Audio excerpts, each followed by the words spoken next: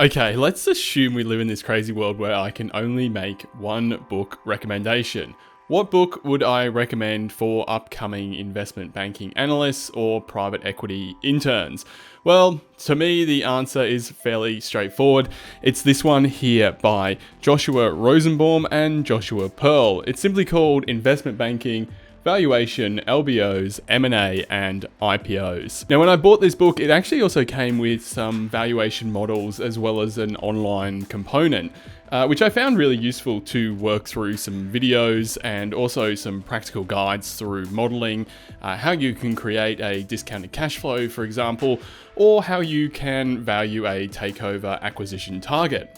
Now, the book's structured really logically. It's got four kind of main themes. They are valuation, leverage buyouts, mergers and acquisitions or M&A, and the initial public offerings, IPOs. Now, the reason I really like this book is it steps through kind of the more practical, nuanced guide to investment banking. So this isn't necessarily stuff you're going to learn while you're at university or in the theoretical academic sense.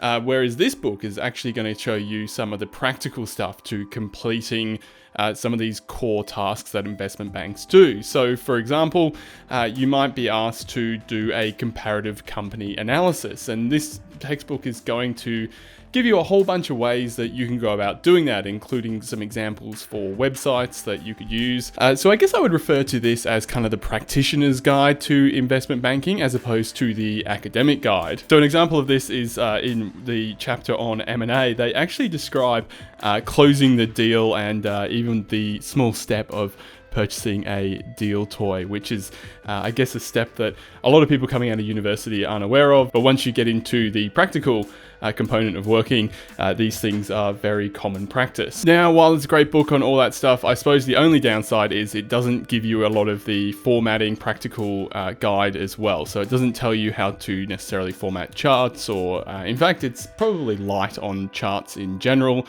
which is something I'm always banging on about. It's also quite an expensive textbook, so depending on how your budget is, you might like to find a second-hand copy or see if you can borrow it from your local library. Of course, there are heaps of other books I'd also recommend. If you want me to make a longer video, just hit the like button or drop a comment below, and also subscribe. That way I'll know that you're enjoying this content, and then I can make more of it. You can also check out some of my other videos. Otherwise, I'll see you next time.